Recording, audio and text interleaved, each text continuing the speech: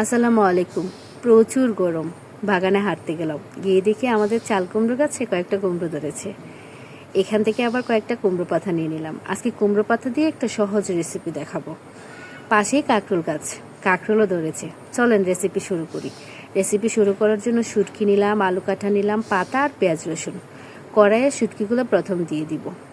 শুটকি হালকা বেজে নিলে গন্ধ থাকলে চলে যায়। পাশ করিয়ে দিয়ে দিব পেঁয়াজ আর রসুন কুচি। রসুন আর পেঁয়াজ ভালো করেই বেজে নিতে হবে, এতে করে শুটকির গন্ধ চলে যাবে এবং সুন্দর একটা স্মেল আসবে। যে আলুগুলো কেটে রেখেছিলাম সেই আলুগুলোও দিয়ে দিলাম।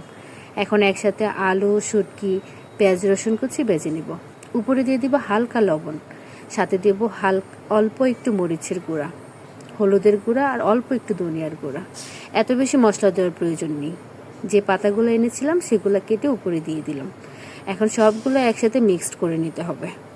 মিক্সড করা হয়ে গেলে ভাজার সুযোগ দিতে হবে। দেখেন কতক্ষণ সময় লাগলো বলেন? খুব অল্প সময়ে হয়ে গেল না? ধন্যবাদ।